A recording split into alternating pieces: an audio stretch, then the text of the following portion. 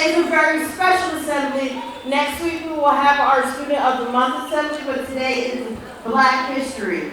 So before we even begin, let's give Mrs. Mapp a round of applause.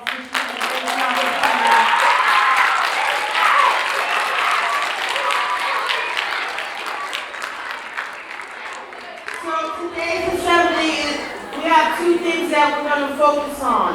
One of them is actually going to be Black history, but through movement. So the cheerleaders are going to come up, they're going to explain what their performance is going to be and how it connects to Black history.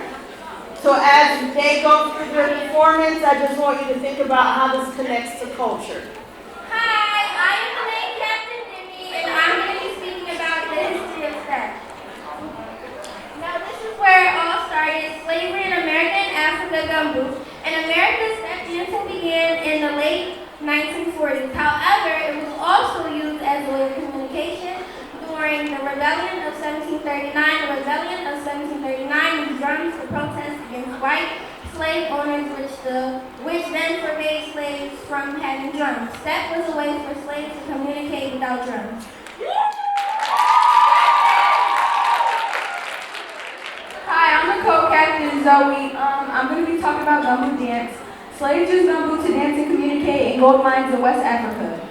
Gumboot dancing started in the mid-1900s.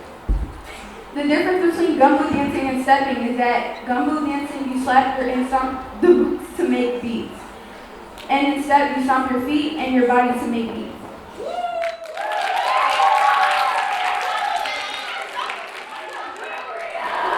Hey, I'm also the co-captain. My name is Jabria, and I'll be saying Divine Nine Sororities and Fraternities. Starting in 1908, historically black sororities and fraternities made the step dance what it is today. These groups started as a small group of people that got together from mostly historically black colleges and universities to form their own sororities and fraternities. These groups formed so to support African American college students who were searching for a voice, community, and shared identity as they pursued their education.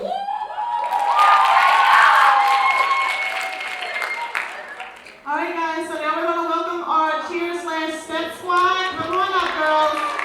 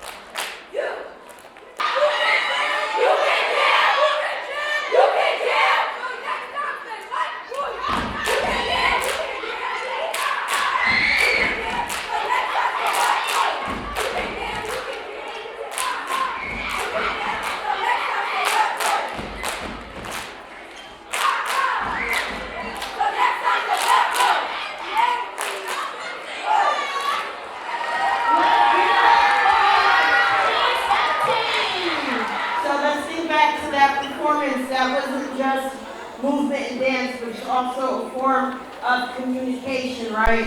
When people weren't allowed to speak and they didn't have drums, they used their body as an instrument. Cheerleaders did a fabulous job. Thank you so much. We're going to move on to the second part, which is we're going to play games. All right, so we have our purple team and our gold team. The rules still apply like the regular Family Feud. Even if you haven't seen the game, what's going to happen is there'll be a question and they have to give an answer. And the answers are ranked in certain order. And the goal is to get the best answer so you get the most points. All right, so whoever raises their hand first gets to answer the question. Name a famous African American who was honored during Black History Month. All right, so the gold team was first. Martin Luther King.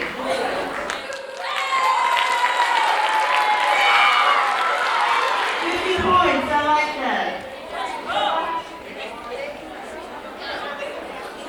All right, you guys want to pass or play? What are we doing? Katherine Johnson? Is that up there? All right, no. Parks? Rosa Parks.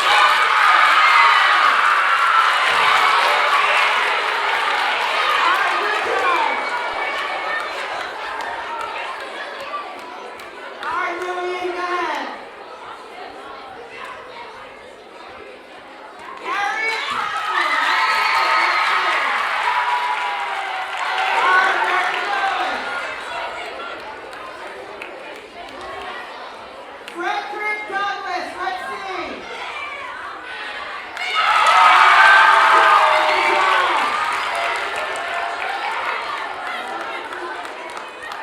Booker T. Washington.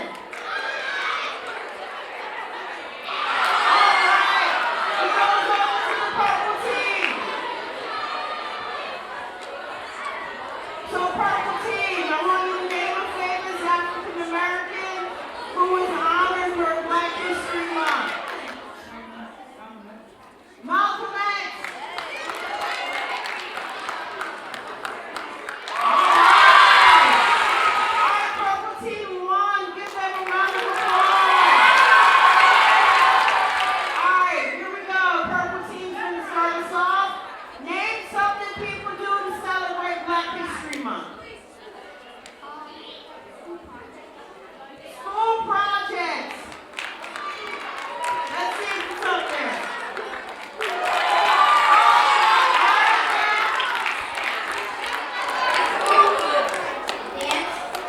Dance.